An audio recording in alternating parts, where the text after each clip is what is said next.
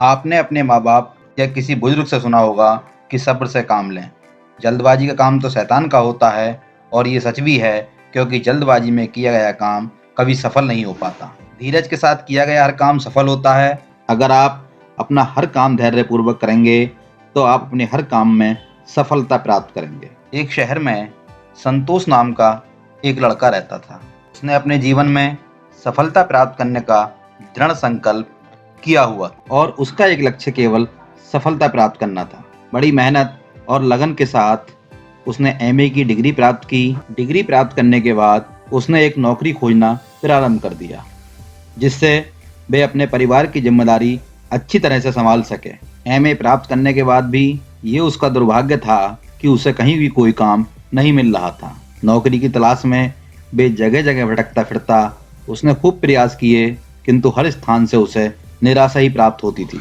लेकिन उसमें एक अच्छी बात यह थी कि उसने केवल किताबी ही शिक्षा ग्रहण नहीं की थी, बल्कि उसे जीवन में धैर्य कैसे रखा जा सकता है, ये भी उसने बहुत अच्छी तरह से जान रखा था।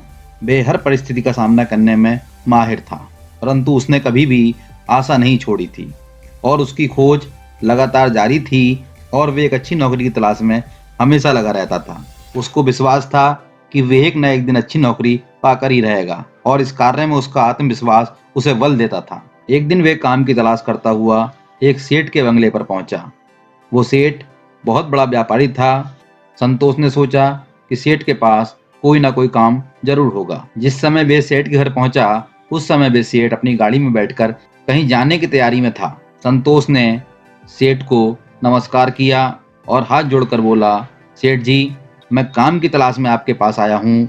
यदि आपके पास मेरे लायक कोई काम हो तो आप मुझे वो काम दे दीजिए। मैं एमए पास हूँ और आप जो कहेंगे मैं अपना काम बहुत अच्छी तरीके से पूरा करूंगा। सेठ ने संतोष पर एक गहरी दृष्टि डाली और उसकी मजबूरी का एहसास करते हुए सेठ बोले, एक काम करो, ये जो मेरे सामने पत्थरों का ढेर पड़ा है, इन्हें उठाकर इसी बगीचे के दूसरे कोने में रख दो। जब तुम्हारा ये काम पूरा हो जाए, तब तुम मुझसे ऑफिस में आकर मिल लेना। सेठ की बातें सुनकर संतोष एक पल की देरी किए बिना अपने काम में लग गया। उसने एक एक करके वो सारे पत्थर उठाने शुरू कर दिए।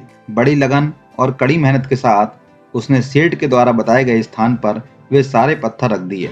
लगभग 4 घंटे में ये काम पूरा हुआ और काम पूरा करके वे सेठ के कार्यालय पहुंचा और सेठ को काम पूरा होने की सूचना दी। सेठ ने संतोष से पूछा कि काम हो गया, क्या तुम और भी काम करना चाहते हो? संतोष ने विनम्र स्वर में कहा, जी, मैं काम करना चाहता हूँ। सेठ बहुत समझदार था। सेठ ने उसके साहस और धैर्य की परीक्षा लेने के लिए कहा, अब तुम उन पत्थरों को उसी स्थान पर रख दो जहां से तुमने वे पत्थर उठाए थे। सेठ का आदेश पाकर संतोष पुनः सेठ के बंगले पर गया और पूरे उत्साह के साथ काम करने लग गया। उसका लक्ष्य मात्र काम करना था। काम क्या है, कैसा है, इस ओर उसका बिल्कुल भी ध्यान नहीं था। वह पूरी लगन के साथ काम में जुट गया।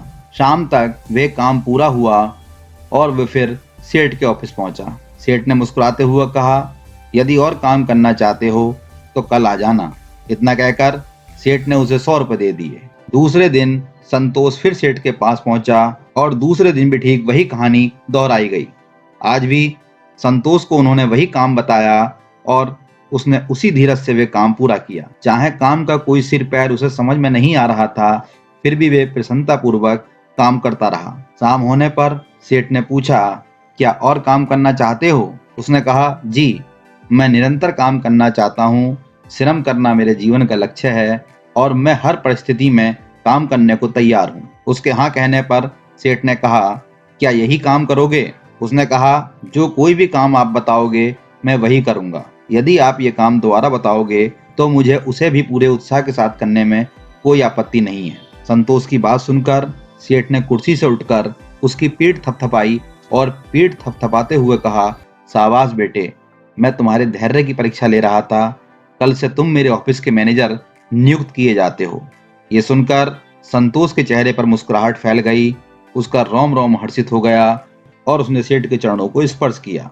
नौकरी प्राप्त करके संतोष अपने घर पहुंचा और उसने अपनी सारी बात अपनी पत्नी को बताई और अंत में कहा कि धैर्य का फल मीठा होता है। और ये सच भी है कि धैर्य का फल मीठा ही होता है, क्योंकि पानी को बर्फ बनने में वक्त लगता है, ढले हुए सूरज को निकलने में वक्त लगता है।